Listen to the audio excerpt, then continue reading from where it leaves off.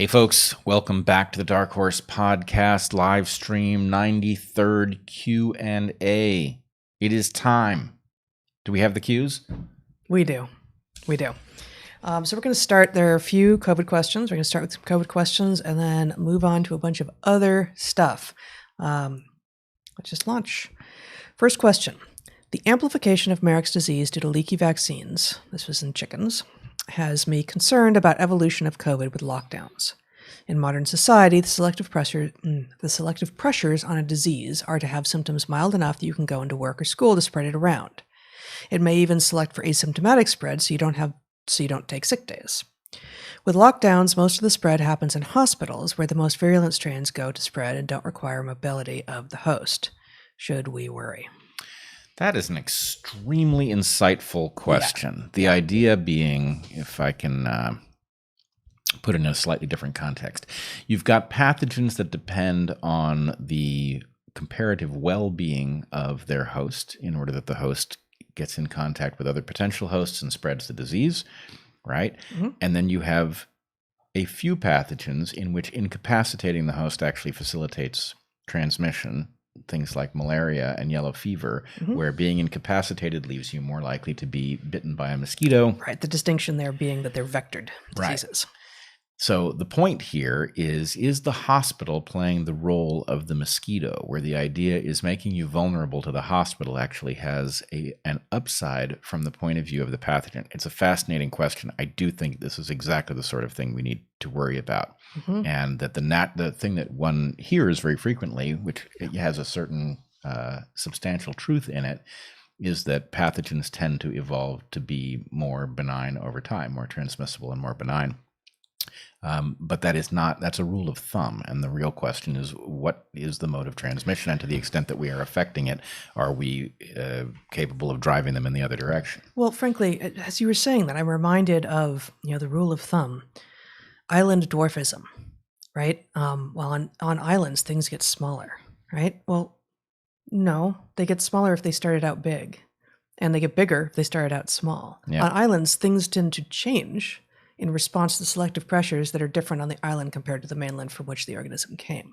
And so you've got some rule of thumb that in many people's heads who think about such things becomes like the rule. Oh, what is going on in this weird case where things got bigger instead? It's like, well, the rule you had was just a rule of thumb, and you need to be doing the first principles stuff. And so I don't know exactly how that maps on here, but it's something similar where, in general, a disease that has a specific, in particular, that has a very specific host will tend to become less virulent and more transmissible over time, but not necessarily.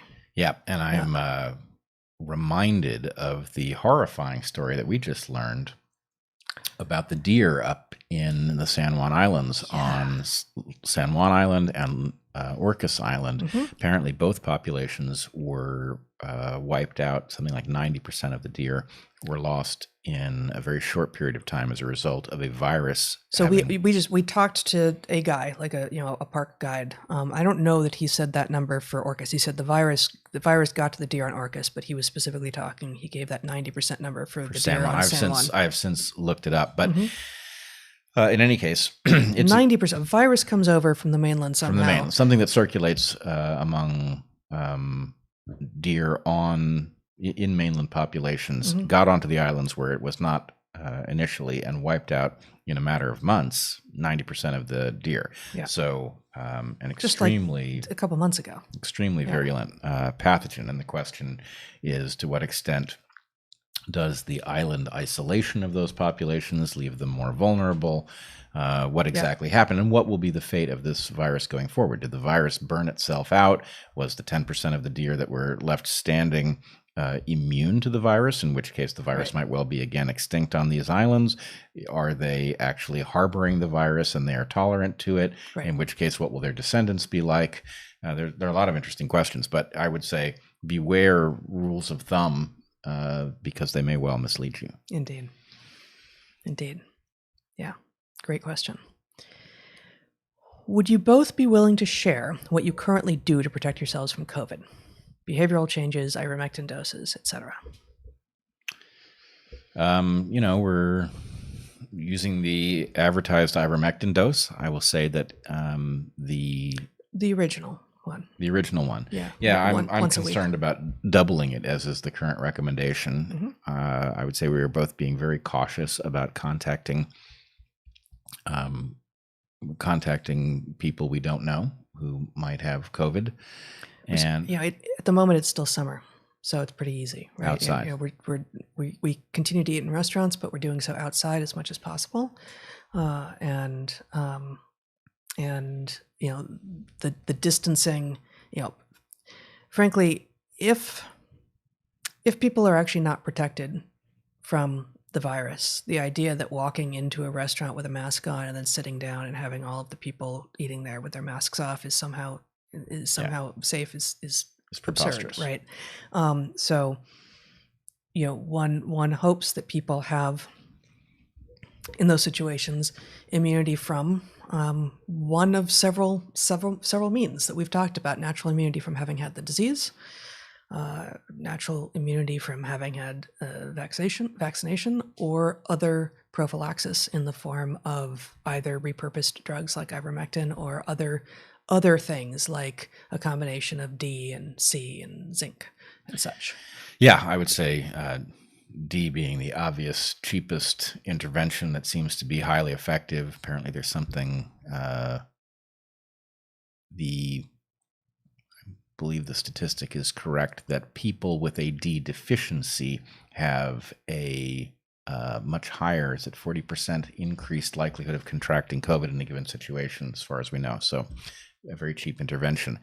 But the other thing I would say is there are two prongs here. You've got, how do you prevent yourself from contracting COVID? And were you to catch COVID, what would you do? And I would say be prepared to treat it aggressively. That one of the many ways in which our public health authorities are failing us is that we do have a series of drugs that appear to be very effective at reducing the severity of the disease, and we are pretending that we don't have any. And so be prepared to treat it aggressively, and aggressively means immediately. Yeah, it does. And I guess the other stuff, which we tend to do a good job of in life in general, but we are being even more cognizant of our diet and activity. Yep. And we eat whole foods, and we eat, we shop farmers markets and the edges of grocery stores, and don't eat much processed food, and all of that is true anyway. But ferment and whole organisms in as much as possible, and really, really getting your body moving on a regular basis, like not just walks, which are fabulous, and taking a lot of walks is very good for you, but working up a sweat and getting moving such that you really you feel it during and afterwards is protective against all manner of things, presumably including certain viruses. Okay, next one, sort of in the same theme. Like I said, there's 5 questions here. COVID-y. This is number 3. Role play scenario: be infected with the Delta variant with no access to medications, or get one of the vaccines. Which would you pick, and why? This is a very hard role play, because what we don't know is, be infected with the Delta variant. Does that, how many asymptomatic cases are there in which you walk away with durable immunity? If that number is very, very high, right, then in some sense, because the vaccine effectiveness is dropping with respect to the evolution of variants, there's an argument to be made. I think we just don't know enough. So well, it's also, there's it's a point in time, right? So for this moment, the answer might be different, but given that you have to live in your own body for the next 3 years, okay, are you saying that you can get vaccinated and then you're totally protected forever after? Which we know you aren't. Right, which we know we aren't. Yeah. So, yeah, I mean, and the other thing is that the scenario, it's very hard to put oneself in the mindset of you don't have access to drugs having been infected,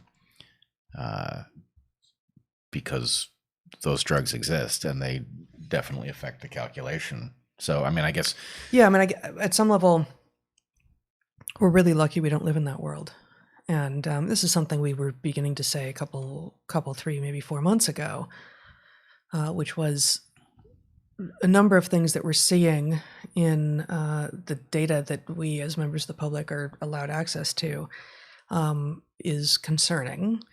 And how grateful are we that there do seem to be a number of drugs, including common vitamins that are available on every shelf that sells such things, that are understood to be effective in both prophylaxis and treatment. And yes, ivermectin is also on that list, but with regard to common things like C and D and zinc, it's just a no-brainer. And so it is impossible to imagine the world in which those things aren't available. I think it is also the case. People will hear us having this discussion and think, you've lost your minds. Why, Right. Most people get the vaccine and don't have a negative reaction, and it is somewhat effective at preventing the disease or contraction of the disease. The problem is this: the reason it's not a simple question is we can't take something like ADE off the list of possible consequences. Antibody-dependent enhancement. Right. And so if ADE happens, then the point is the vaccines have a cost that we cannot yet measure.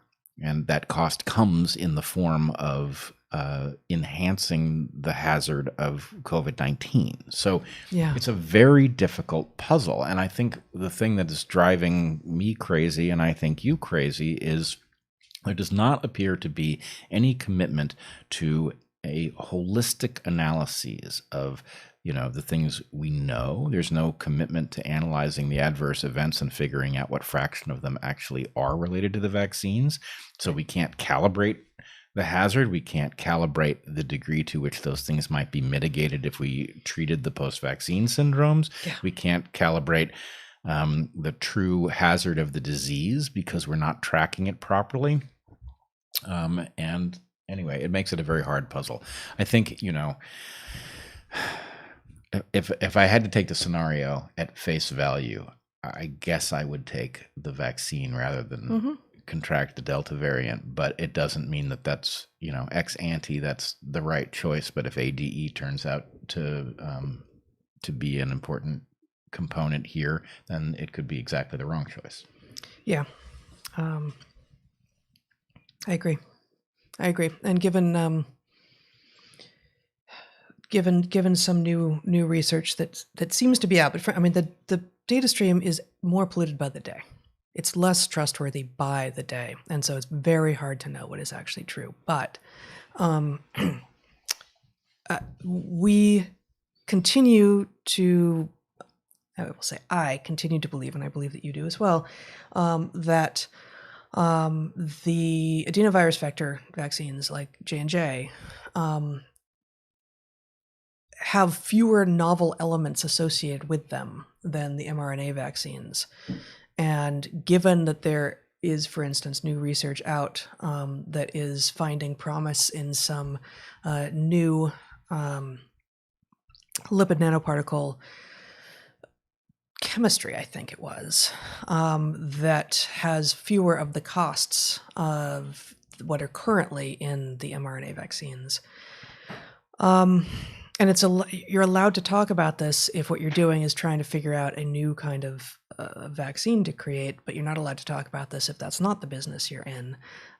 If this was the situation, I think I would prefer the adenovirus vector vaccine still. And I think actually we missed one of the advantages of the adenovirus vaccine, which is that because it's a single dose, one doesn't run the risk that amping up the immune system the first time then causes an increased likelihood of adverse reaction on the second encounter. Yep, that's true.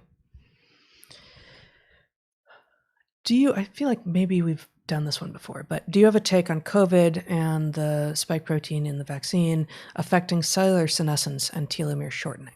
What could be done to prevent it? Yeah, we've talked about this, which is anything that is destructive of cells increases the rate of senescence. Whether it's an appreciable amount is unclear. This is presumably a feature of more standard vaccines too, to the extent that if you have something that's like an attenuated virus-based vaccine, it infects cells. Presumably those cells are then destroyed by the immune system.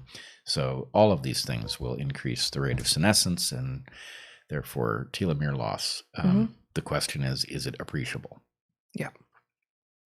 Certainly the disease itself does such damage to the body that there will be significant losses in terms of repair capacity going forward. Yeah, for sure.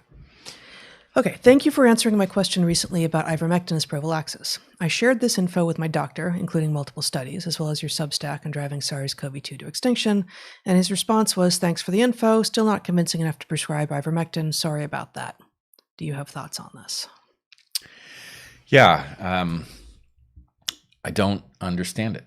Yeah. Because, in effect, there's clearly a propaganda campaign designed to make ivermectin seem more dangerous than it is. And in the absence of that danger, the obvious thing to do is to prescribe it in a case where, if you've just sent somebody home to sicken in place, why wouldn't you prescribe it? And why wouldn't you prescribe it to the people that they are likely to give the virus to, who live in their house, right? So at some level, much hinges on the idea of dangers that have been amplified specifically to justify a conclusion, which is the evidence isn't good enough to prescribe it. And the answer is, if the cost of prescribing it is very, very low, the evidence doesn't have to be especially strong to justify it. And, and the evidence is pretty good. Right. So what I would say is, a sophist can turn the Hippocratic Oath on its head. And the idea is do nothing because some remote possibility of harm exists, rather than do that which makes harm least likely, right? Yeah, that's good. And I think that's where we are, unfortunately. Yeah. Okay, one more COVID question came in, then we'll switch gears here. I heard that both SARS-CoV-1 and MERS appear to have gone extinct after 2 years without Homo sapiens intervention. Is there a plausible 2-year self-terminating cycle for SARS-CoV-2? So I've never heard this. No, I think this is our best understanding. I don't think so. I think certainly not. So hold on, what is our best understanding? That they went extinct. They But burned themselves 2 out. years, the thing that I've never heard is there's this 2 year thing. I don't know that there's anything magic about that. Yeah, that strikes me as very unlikely. I don't think there's anything plausible to do here, but I will say we keep doing the dumb thing, right? The dumb thing, anytime you have a wave that is decreasing, that you've crested and you're now on the downslope, R naught is below 1. What we do is we then relax and start behaving more normally, which then causes the next wave. And really the point is, if you can keep R naught below 1, you're on the path to the extinction of the virus. But we've blown this so many times that it is going to be a much harder job to deal with it. And Well, with each failure, it becomes less and less possible that you can do it because people are done. Well, people are just done. People are not just exhausted and tired of this, but they're literally going broke, and they're watching their children fall apart in front of them, and some number of people who take the disease very seriously and have been doing everything they can to do what the health officials are telling them to do are at the point of saying, to hell with it. I'm done. And that is just a human response. And at this point, I don't see a way out of that spiral. No, but I do think it is very important to point out that, people continue to blame us for stuff. This is something we were very clear about early on, that the point was it's not pro-lockdown or anti-lockdown. What we probably needed was extremely intensive short-term measures, right? Basically, prevent all but absolutely essential interaction for something like 6 weeks. Then it would burn it. This was before we understood that there were viable treatments and prophylactics, before the vaccines. And the idea was it's very difficult to prevent it from spreading within a household. So it needs time to burn out, right, within those households in order to get to a place where we could get R naught permanently below 1. But in any case, we have now blown it. And you're right. Now the idea of getting anybody to be enthusiastic about draconian measures, especially measures that go beyond anything that we've seen yet, it's implausible. But again, that's the result of very lackluster public health officials that have deployed a policy that was at best so utterly inept that it couldn't possibly have worked. And there was an obvious public enemy, and it was the virus. And instead, first at this point, it's the unvaccinated. And that's the official line, is that it's the unvaccinated. No, that's the public enemy. So that is what is being created as the public enemy. So the virus should have been the public enemy that was created by the public health campaign.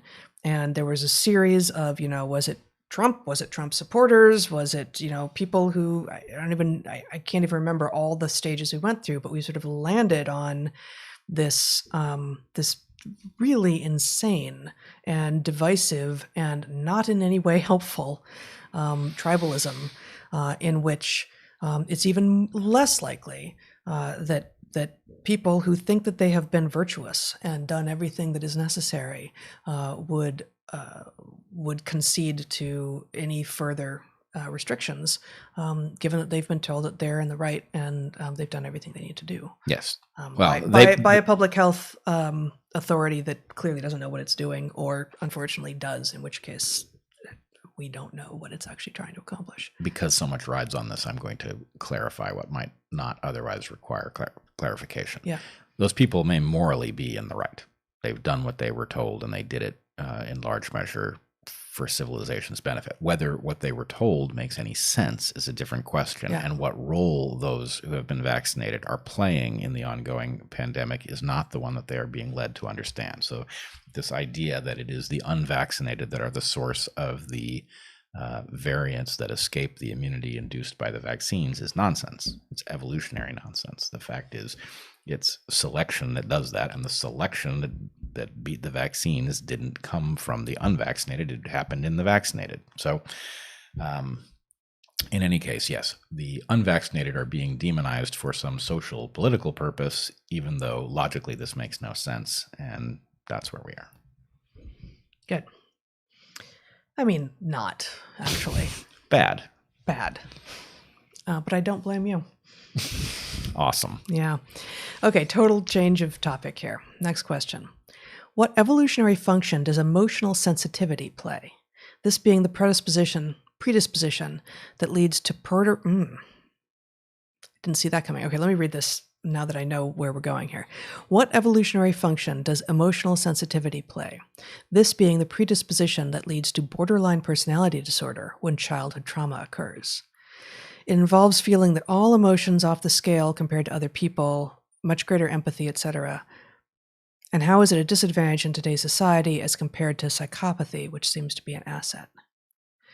Boy, there's a lot in this. Including a lot of assumptions. I'm not sure how many of these assumptions are warranted.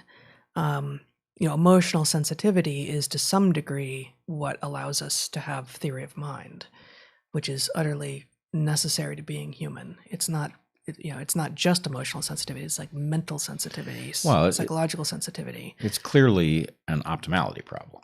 Yeah. What is the optimal level of sensitivity to other people's emotions? And I mean, there's something in here that's actually sort of describing a continuum. And the assumption is that like psychopathy is at one end of an emotional sensitivity continuum and borderline is at the other.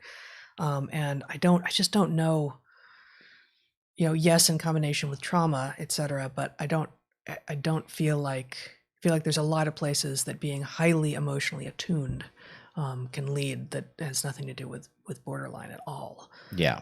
Unfortunately, I feel like pushing back on almost every one of the claims there, which doesn't mean there's nothing in those claims, but it means I don't think they're claims that you can simply say, this is true, this is true, this is true. For one thing. Psychopathy, I don't think psychopathy, as I understand it, is almost ever an advantage. Sociopathy very frequently is. But either we're going to synonymize those, and then we've got a problem because we've lost resolution, or we're not going to synonymize them. So anyway, I just don't think that the model as presented in a single question is capable of supporting the weight necessary to answer it. Fair enough. I am reminded somehow by my brain that there's a Discord question this week as well, which I never see now because we're using this different system. You are reminded by your brain. That's interesting. Yeah. And again, of course, now, when I search, okay, I'm going to ask, unfortunately, the moderator once again to send it to me on text if that's possible, and I'll pick up my phone in a couple of minutes because I saw it earlier and my mail program is not finding it. Okay. Next question. You and your brain are in agreement about that. For now. Yeah. Cool. Yeah. Do you have any thoughts on Katharine? I don't know how to pronounce her last name. Do you have any thoughts on Katharine Birbalsingh, the headmistress at the Michaela School in the UK? She's very successful, and the school is very successful, and she's a fan of structure. Her interview on trigonometry is eye-opening. So I know of her. I have not seen her on trigonometry. I did see her a couple years ago on Dave Rubin, and she's fascinating. She is, like the person asking the question suggests, the headmistress at the school. I think it's a K through 12 school in the UK that is very strict. Uniforms. I think there's a very set curriculum. Very very much more in the traditional model. Maybe a little bit more in the model of the school that you were invited to leave, and then came to this school that you and I met at. And she seems to be an extraordinary educator who has landed on a model that is very much different from the one that we were innovating.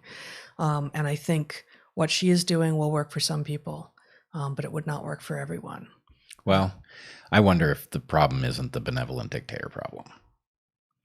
That because she is, I think she appears to be so good at what she does, and she cares so deeply about the students, that the system will work because she is right. A benevolent dictator. Yeah, a benevolent dictator who knows what they're doing, right, is the best form of government. The problem is there's no mechanism for choosing a benevolent dictator, and so what you get is the powers of a dictator in the hands of somebody who will use them like most dictators do. Yeah. And my point here would just simply be, there's nothing wrong with structure. If structure is wielded by somebody who's highly insightful and capable of utilizing it to maximal effect, it may even be the best way to go about things. The problem is if you say, she's got a method, right? And it involves tons and tons of structure, then who exactly does that method get handed off to? And, at what point are you looking at an authoritarian structure with no insight? And I mean, I used structure to good effect. You sure did. I really did architect curriculum,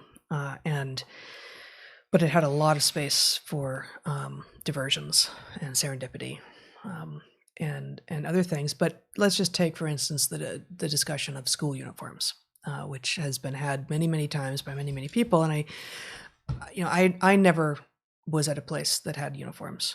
I never had to succumb to them. But the argument in favor of them that I've heard that rings somewhat true to me is that, at least in some circumstances, that is to say in some environments, having that choice taken from you such that you are not signaling to other people either your status or your status within a social circle, or your membership, your wealth, your family wealth, or your membership in some group, allows for greater focus on who you are on the inside. Oh, I actually think school uniforms are probably a good idea, because there's all kinds of runaway competition and stuff, and neutralizing all of that. Yeah, look, I hope people don't get the wrong idea. When structure fails, it fails spectacularly, right? And there's a lot to be said for a person who is capable of navigating when there is no structure. And somebody who deploys structure really well will deploy it in such a way that when you remove that structure, the person is not incapable, but highly capable.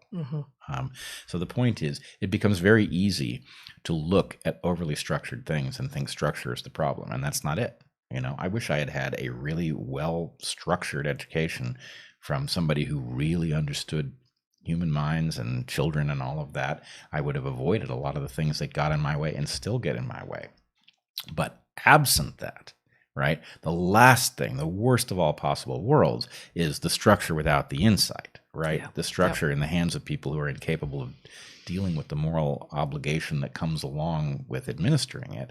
And that's what you tend to get. So, there's sort of a hierarchy here. But yes, the structure isn't the problem. It's bad structure. Yeah. What is your advice for kids who are planning for college? Our oldest 2 kids are the same age as your boys, and we're trying to figure out how not to spend a fortune on education that will do more harm than good. Thanks. We don't have good advice at this point, unfortunately. Yeah, I mean, I wish we did. We're all in it together at some level, Yeah. because do you really, it makes no sense to spend huge sums of money, and even more important than the money, the most important years of your kid's developmental life, potentially. Well, maybe I take that back, but most important years from the point of view of them finding their place in the world and spending them learning false garbage or pretending that they're learning false garbage, right? This is such an incredible waste. On the other hand, deciding college is done, so I'm not going to send my kids because it's not worthwhile, depends on the world recognizing that it wasn't an important component. And that's an awfully risky thing to do. So yeah, there's nothing good to say. And I guess in lieu of something useful to say, we had every obligation to recognize that this was happening and to head it off at the pass. And having failed to do that, we are now facing a collective catastrophe. And we can also see what that's going to produce, which is a society full of people who are incapable of running even basic operations. So that's where we're headed, and it's an emergency. Yeah, it is. I'm not sure this is useful or not, but at the practical level, I used to recommend, I used to really feel strongly that for undergraduate, a small liberal arts college was the right place, because you couldn't slide into anonymity, and you had a better chance of being in a small class with hopefully an excellent teacher and engaged peers, and could discover things you had no idea existed or that you were interested in before. And that if you wanted to go on to graduate school, for instance, then you wanted the R1, the major research institution that had as many people flowing through as possible, as many talks that you could go to in a day that you could choose to go to or not as possible, and that would also allow you the capacity to pay for your graduate school by teaching or doing research, whatever.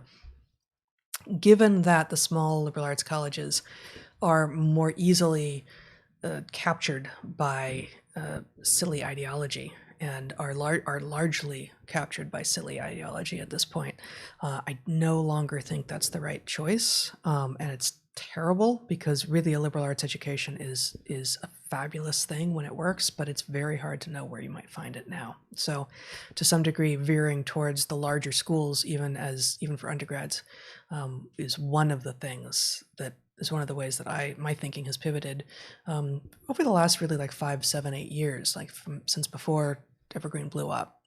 I see why it pivots away from the small liberal arts colleges, but even though it seems like the research one, the larger schools ought to have been resistant, we know they weren't, and we know that it extends even to places that you would think are perfectly immune, like math.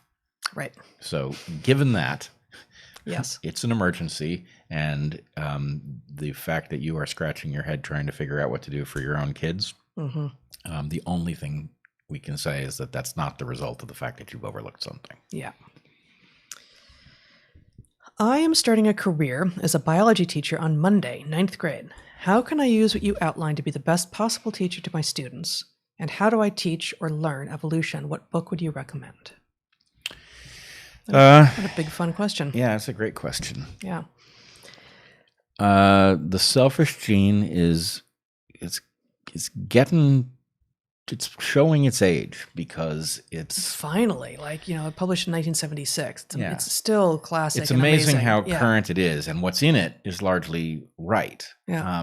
What isn't in it is the problem, right? So updating for things like epigenetic effects is an important addendum, but I would say it's probably still the best place to go to learn the basics of this style of thinking. And then on the macro side, Ancestor's Tale, also by Dawkins. Mm-hmm. So selfish gene for the microevolutionary stuff, you have adaptive evolution, and for origin of species and deep history of species, Ancestor's Tale, also by Dawkins. Yeah, and I'm still fond of Climbing Mount Improbable, just as in terms of a way to encapsulate the style of thinking, right? So that you understand sort of what design space looks like and the way selection explores it.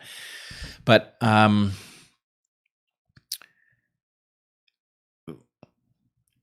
don't know that this is any use to you, but one of the exercises I used to do in my classes was to take a documentary, a nature documentary, and go through it such that anybody in the class could shout pause at any moment and try to figure out whether what is being said makes sense and what it predicts about other things and how you would test that.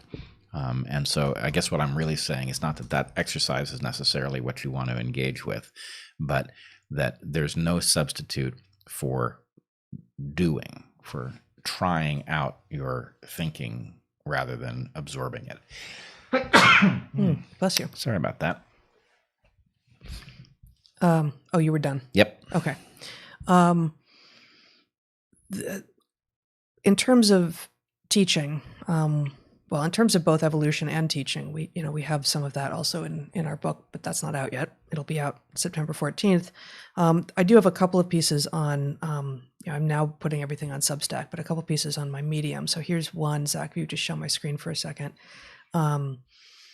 This is on medium.com @HyingH, called The Twin Virtues of Trust and Uncertainty. And there's pieces from this also in the chapter on school, but this describes some of the things that I in particular, but many of the things that Bret and I both did in the classroom that was particularly effective, we found I think teaching high schoolers is going to be different from teaching college students, but it's not wholly different. And I think a lot of the same things will apply. Yeah, I'm not so sure how it's going to be different at the level of what they can handle assignment-wise, but in terms of how one reaches them, other than maybe being, I don't know, are they more distracted in high school? But I don't know. I actually suspect there's not that much difference. Who we are in high school is largely who we are in college from the point of view of our intellectual development, and the same things are useful for reaching and cultivating those minds. I think there are a lot of people who hang out with a lot of teenagers who are going to think that you've never met a teenager. I have two of them. I know, but they're not typical, I think. Because we talked to them like adults from the beginning. And, shoved them in with undergraduates from a young age. Disagree with what you said. Which? Oh. What Dad said. So, all right. Well, especially you said ninth grade. So, anyway. I didn't. No. Okay. Next question. I don't grasp the cross-lateral purpose of the brain hemispheres. Why did evolution do this?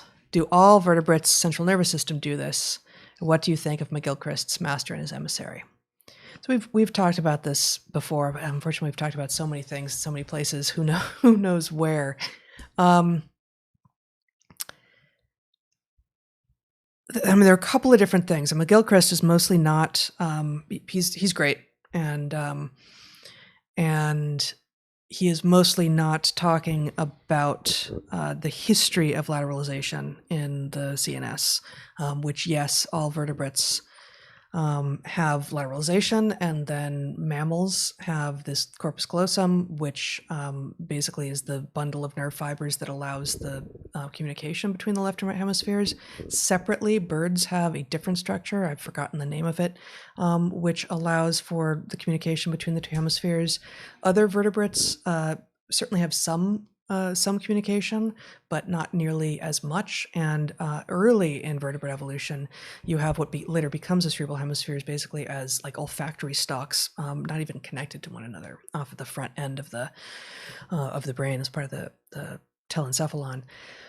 So they're doing stuff early that then in mammals in particular, the cerebral hemispheres become engaged with scenario building and memory recollection and the synthesis of interpretation and perception and thought, that it is now important, not just useful, but actually necessary to allow those two hemispheres to connect, to communicate with one another. But it can also be useful to have part of your brain not be fully on board with everything that's happening in the rest. So, compartmentalization has a bad rap, but it actually has utility, right? So having two parts of your brain, two sides of your brain that are both connected and not so connected that they can't do things out of reach of the other, except for when errors happen, accidents happen, it can actually be a very productive way to have a brain. I thought you had more to say. Nope. Okay. Well, I will not say more now.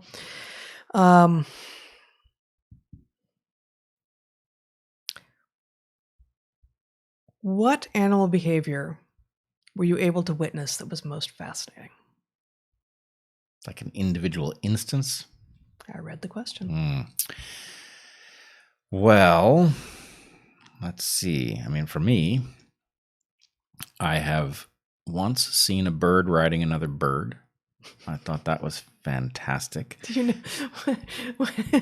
Really? Yeah. Was I there? Nope, you were not present. What do you know? What bird? I don't know what the bird doing the riding was. It was riding a crow. I have now seen this documented elsewhere. Stirrups? Nope. I guess, for sheer fascination, the incident with the tyras killing a sloth. Tyra is a mustelid, a weasel, an arboreal or semi-arboreal weasel in the neotropics. And I happened on some noise in a patch of forest and followed it, and there were two tyras that were attacking and killing a sloth. And I was in a very tough spot, actually. You guys weren't too far back, and I ran back up the trail to get you guys to come see it, and I assumed it would be gone by the time we got back, but they were so distracted they didn't even see me. We watched it for a good half an hour, 40 minutes after that. So that was pretty wild. I did manage to see a bat, and in fact was able to video capture, it was back on videotape, the building of a tent by a neotropical bat, and that was a behavior that had never been seen before. I don't know, those are all pretty good. Yeah, I don't have it categorized this way. I every time I go out and spend time in nature, I see it's harder in the temperate zone because there's fewer animals, there's less diversity. But pretty much every time I go out into any kind of nature that's intact, I see something amazing. And when I was doing my research in Madagascar, every day I saw just extraordinarily elaborate courtships between these tiny poison frogs, and fights, these wrestling matches between these frogs. They'd be up, belly to belly, like sumo wrestlers up against one another, and parental care by both males and females, and other species moving in on the territories and keeping the guys that I was researching out of the territories by barking at them, other species of frogs. And then overhead there'd be like Varesia, these ruffed lemurs tearing apart a jackfruit, or a chameleon down below, doing their incredibly slow walk that looks like they don't know what they're doing, but they're actually being super cryptic. A boa shows up at some point and chomps down on one of the frogs and slowly chews on it for a while. All other frog activity stops. It's a particularly loud moment in Frogland. So there's a lot of calling, and then suddenly everyone's quiet, and there's just this boa chewing slowly on this frog. And it was a frog I'd marked, so I knew it was a female frog. I knew who it was. And after about 15 minutes, the boa releases the frog. I never see this boa again. The boa had been living under the bamboo stand where all these territories were. And the frog was bloody, but went on to become a mom and give parental care to her kids. So, she survived presumably by dint of the poison. Otherwise, the boa would have just eaten her. So it's just so much all the time when you're out there. And you slow down enough that the nature can come back alive around you. And you don't require that it look like what you imagined it was going to look like.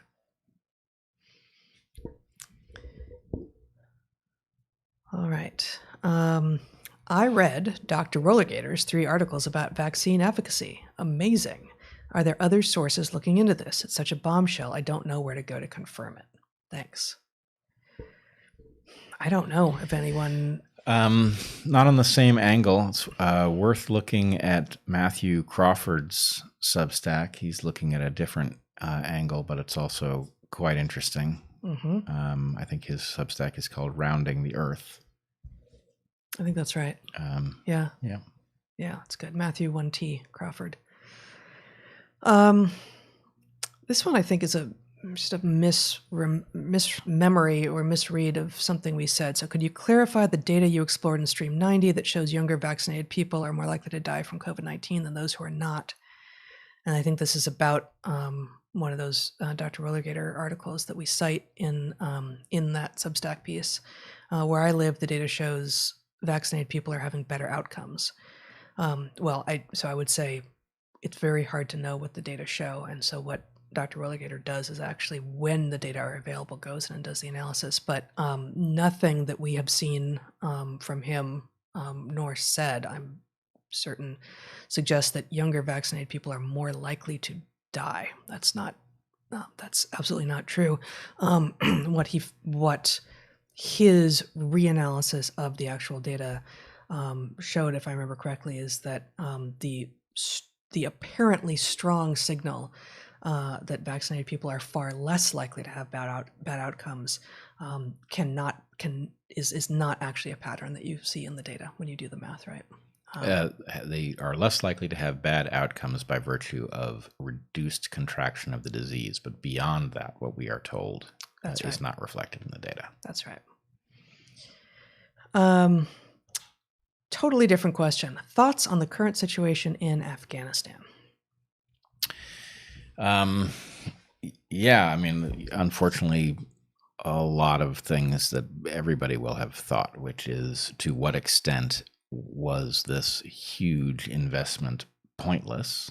And I would say that's not a slam dunk that it was pointless, even to the extent that it ends with this particular catastrophe, because of course there was a 20-year period in there in which something else happened, and what ultimately will be the effect of that difference, I don't know. But I mean, 20 years is enough time for somebody to become, to be born and become an adult. So yeah, it's an absolute tragedy, and it's obviously being incredibly badly handled. On the other hand, there's a question about what we thought we were doing in the first place and how plausible it was. Yeah, I actually had just begun to listen to Barry Weiss's latest podcast with General McMaster, and as usual, there's nuance and depth there, and I don't know enough. It's clearly a mess all the way around, but I can't say more than you've said here. Full disclosure, I took the J&J in March. Finally, some good news for us J&Jers. A study indicates that J&J might actually be better at dealing with the Delta variant than the mRNA vaccines. Why might this be? Broader spectrum? Question mark.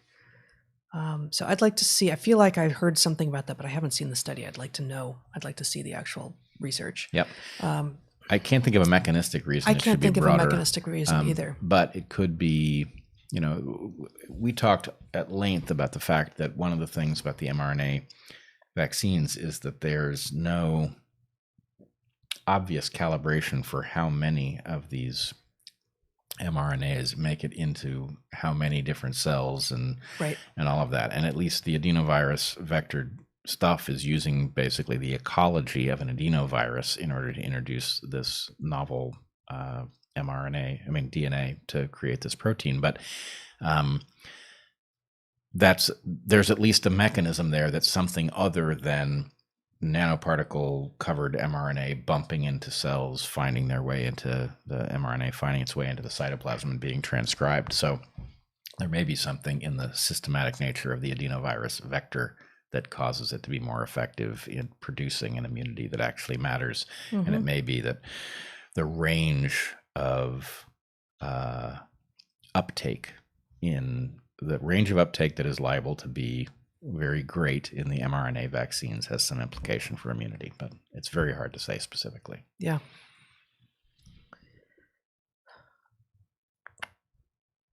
Could environmental contaminants like endocrine disruptors be contributing to rapid onset gender dysphoria or just gender dysphoria?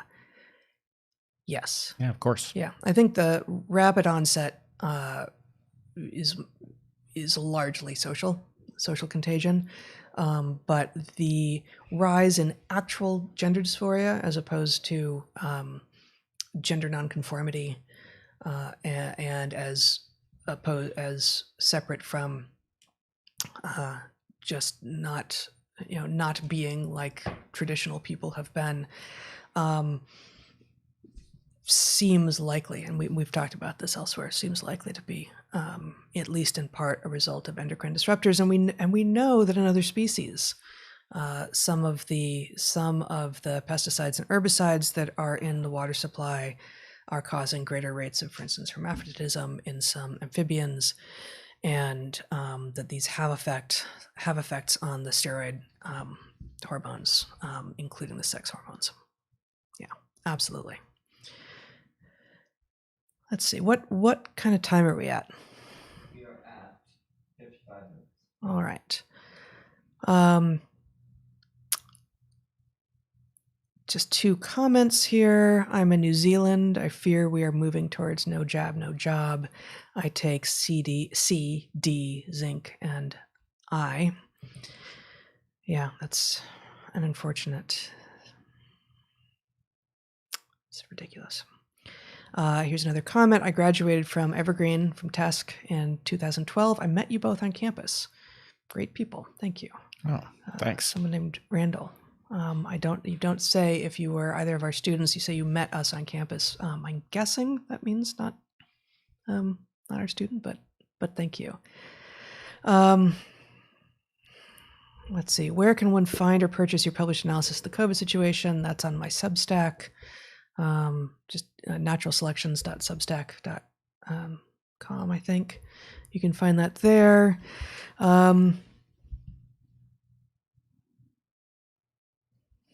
It's just a lot of these that would you consider making an online course on evolutionary biology of the kind you might see on Masterclass, Skillshare, Brilliant, etc., as a means to supplement your income? We've talked about this at times, and we used to talk about it more, and we definitely talked about doing trips, which we just haven't talked about at all since COVID, because who knows at what point that's going to really be a plausible thing that people will be engaging again. But online classes are going to have such a hard time doing what we did with students, where we had so much time with them every week for weeks and months, that that I at least, even, I've gotten several, pleas, including from some of the organizations that, would make it very easy logistically, just supply the content. And it feels like part of the magic was exactly about the interaction and about the extended time and the really getting to know the people with whom you're in the classroom. Yeah, there's no way to do it that would equal that, but it doesn't mean that there's not room for curriculum that would have some other effect. But yes, you cannot do what we were doing in the classroom online. So what do you think about doing it? Yeah, I would consider doing it. But there's a question. It sort of fits in the same place as a book, right? That would describe evolutionary content in a systematic way. Yeah, and I guess I love writing, and I want to write more books after this one that we have coming out, and I intend to. And as it turned out, I loved teaching, but they're not the same thing. And pretending that one is the other seems like a big mistake. So, I specifically, for instance, architected, things that were the things that I was most proud of were things that were invisible to the students. And occasionally one of them would discover, I discovered this thing, and I think it's because you introduced that back then. And then 3 months later, and it's like, because I put that in that order and was putting Easter eggs and all along, and and maybe you saw them, maybe you didn't. But that sense of discovery is part of what is so remarkable for people to have, and it gives you more of a sense of ownership. And the kinds of assessments, these elaborate fictional scenarios, these evolutionary scenarios in which I would ask students to figure out, if given this fictional scenario, what else would be true? Predict the mating system and tell me why. Predict the sex ratio and tell me why, this sort of thing. And I don't see a way to do that in an online class in which you don't already have the shared history with the people, and then if you do pull it off, how do you do it a second time? Yeah. And no, I am not disagreeing with you. I do not want to do an online class. Yeah. But is there room for delivering a curriculum that contains useful stuff? There's room for that. And maybe a curriculum that other people, something that has a deliverable such that other people could use it. Yeah. Such that the person starting being a 9th grade biology teacher could use pieces of, for instance. Yep. Yeah. All right. Have either of you read any of the studies on, I never know how to pronounce this word either, artemisinin extract, which is from Artemisia annua, a plant, in regard to its ability to inhibit spike protein adhesion to ACE2 receptors? I have not. I've heard some little glimmers, but this is one of these plants that actually is thought to have a number of interesting properties, and I don't know really anything more than that about. Yep, I haven't read about this, but I'm interested. Why is college for breadth of education? Isn't that supposed to be high school? Well, increasingly, I'm not sure how much of any of this I believe. It's obviously about creating a mind that is capable of a great many more things than it would otherwise be capable of. And some of it doesn't belong in school at all. And the fact that we relegate this stuff to school is a result of our misunderstanding of what school is for. And then there's a question about us just completely under-leveraging the opportunity that comes from having students present in such an environment. And, I think you and I spent a year considering how to build a replacement educational system, a higher ed system. And I think we settled on a lot of the groundwork that would do it. And I don't want to be responsible for thinking about this old broken system that is now finally in complete collapse and what might be made better about it if we tinkered this or that, because I think the point is, good riddance. Yeah, very much so. So maybe we'll just finish on this and riff a little bit here. I honestly I neither know the history of what people have claimed the various stages of schooling were for, except for higher ed. I have done some research and digging on what people have claimed higher ed was for, and have written and published some on that. But why we assume that what has been said in the past is relevant today, or that it was actually what it was for, given that we know that at least with the K through 12 schooling, the compulsory education was not actually what it claimed to be for. It was not really for students originally, and that's not to say that it couldn't have been co-opted for the good of students, but it largely wasn't. So, especially in the modern era, the idea that you go to college to become a specialist seems completely backwards, because modernity is unpredictable from decade to decade, from year to year, to some degree. I mean, and this will be easy for everyone right now to recognize from week to week.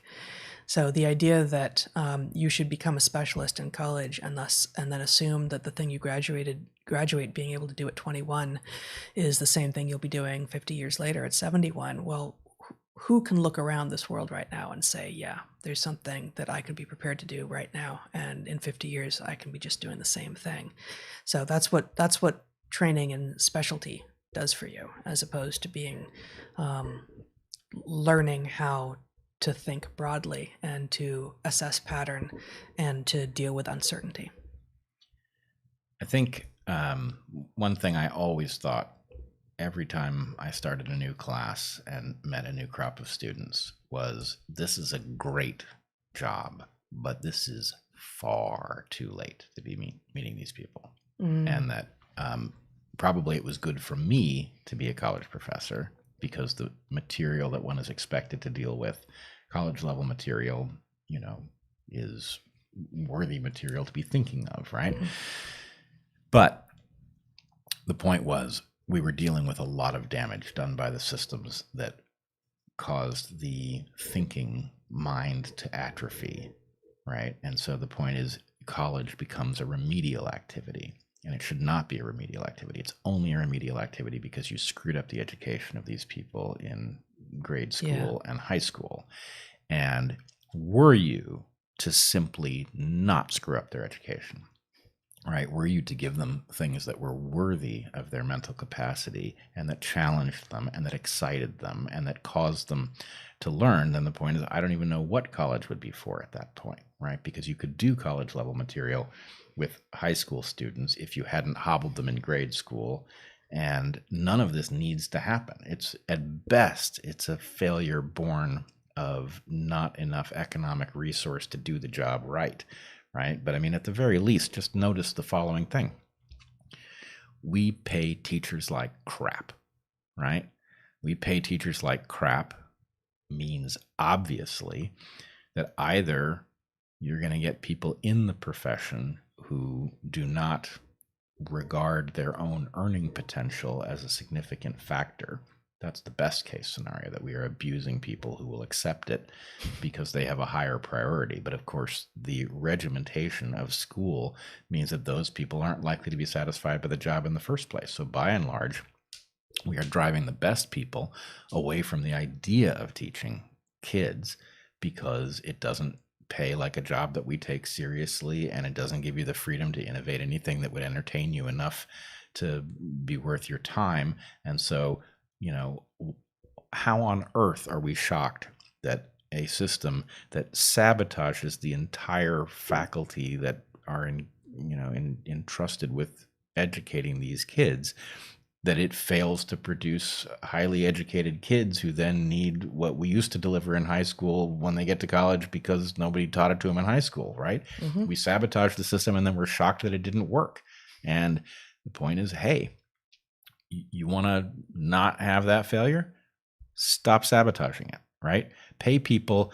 I always thought it would make sense to try to induce people to teach grade school and high school temporarily on the way to a career, right? To make it something that somebody who was actually going to contribute to these fields would find worthy, both economically and because it was an interesting thing to do, because we incentivized it. Well, I mean, those federal programs exist. We had students who went on to do that, but They sort of exist. They sort of exist, exactly. They're pale we are not- limitations of what they could be. Yes, we are not serious about it. And if Yeah. the fact is, if you were serious about it, you really want to educate kids, or do you just want to talk about it? If you really want your kids educated, Mhm. then pay more until you get the quality of people teaching your children that you might get, and then give those people freedom to do it properly, right? Yeah. I mean, pay more isn't going to do it. So I'm glad you added, give them freedom. But of course, the money's the easy part. To give them freedom is give them freedom is tough given all of the constraints currently in the system, and it's particularly tough given how teachers are being trained. Yeah. There are plenty of amazing people who want to go into teaching who then become basically incapable of teaching as a combinatorial result of the policies they have to contend with, the teaching to the test, the lined up rows and all of this, and the glazed over drugged students, and the fact that what they were taught in their school of education was often a bunch of garbage. Well, the whole idea of school of education is probably preposterous in its own right? If you have somebody who knows a hell of a lot about chemistry or history or biology or physics or whatever it might be, right? And they are attracted to a profession in which people are trying to get in because it pays well, and you just simply set the bar high enough on your success as a teacher that the people who end up sticking in the profession are people who actually succeed in educating, right? The point is, this is not a hard problem to solve. If you want to solve it at the current economic level of commitment, well, good luck. You're not gonna. And so, I know you mean when you say that the money is the easy part, you don't mean it's easy. You mean it's the easiest of all the things you have to solve. On the other hand, if you created demand for those positions and then you simply evaluated who was any good at it, having learned something, we didn't have to go to a school of education. Yeah, I mean, I think I disagree with you in your conclusion here, because I don't think at this point there is a huge amount of people who would be talented teachers who are waiting to go into the profession, but for I agree the that pay. they don't exist now, but that's also because Right. the graduate education that we should be delivering in order to make people into high quality scientists, for example, doesn't exist. And so Right. you're tuning into one place in a system that is in collapse. Right, but so that's why I'm saying you would appear to have given a prescription that I don't think is a prescription that could possibly work right now. Well, it's a prescription that if you deploy it without actually educating anybody about how to do science won't work, because then the people who would go in who know something are few and far between to begin with. But, from the point of view of what's the problem. Well, and we actually did see, we did know some really extraordinary scientists who said, to hell with it, I give up. I'm done with this particular kind of rat race that I've been told is what I need to do. And they went not to, and some high school, actually, we do know some people with, Yep. PhDs in sciences who are doing high school who are also doing this. What I was thinking of first was the community colleges. Yeah. And, to some, Evergreen was not a community college, but, we, similarly, it's like, well, but people with these degrees are supposed to go to an R1 and do, high-powered research jobs and do that horrible sounding life, or you could do this thing where you can still do the, the academic thing and earn tenure and all, but actually focus on the teaching, rather than the research, at least as it usually looks. So that, there are a lot of ways that people, but I think it's still a tiny number of people really who are choosing to say, okay, you know what? I'm not doing the standard rat race thing. I am going to go, and the thing is, you can't. The way it's structured at the moment, if you want to go into high school teaching, it's a private school, and so you're relegating. The public school kids never get access to these people who actually are highly trained in the sciences, because they would have also needed to go back and get like an education degree, Right. which is insane, right? Well, if they were, had any self-respect, going through one of these education degree programs would cause them to explode. I mean, they would just, You're not talking about the students now. No, I'm talking about their teachers. And the point is, even going back to get that degree isn't Yeah. just a matter of going back to get that degree. It's having to endure what is being dispensed in the schools of education. Yeah. And so my sense is, I do not know the problem for which school of education is a solution. Oh, I agree. But I guess, so I agree with that. I also don't think that paying teachers more, as much as I think teachers should be paid more, can solve the problem now. No, you've got too many different problems. The only Yeah. reason that pay teachers more is the solution is because what we need is demand that will cause the highest quality, best teaching types to land in those positions and to stick. It at right? least starts to tweak the incentives in the right direction. Right. And, Yeah. At the point that people are trying to get into teaching because it's a good paying job, then the point is then you can be selective about who you keep. You keep the ones who are effective at reaching their students. And, this is something Evergreen completely screwed up, right? Mhm. Evergreen brought people in who looked promising on paper, and then it had an impossible time getting rid of them. And so the point Faculty was, you're talking about. faculty. So there was no selectivity. It was is it a good guess that this person will be able to teach in this totally unusual model, right? Mhm. And then the point was, well, how many people did we know who either played some game where they were popular with students but didn't teach them anything, Mhm. or didn't give a damn what students thought about them because they knew there was no way to get rid of them, Mhm. right? It was like a large fraction of the faculty. And, Yeah. the number of people who came in and who were like, wait a minute, I can figure out how to teach people in some way that nobody's ever done before. And the point is, it takes years to make use of that and to figure out what actually does work. But there were a small number of very committed people, but the job was so desirable from the point of view of the freedom to do something different Yeah. that you could have filled the entire faculty with oddballs who were interested in exploring how to teach differently. And yet Right. we didn't. No, you absolutely could have at a medium-sized public liberal arts college Yep. like Evergreen.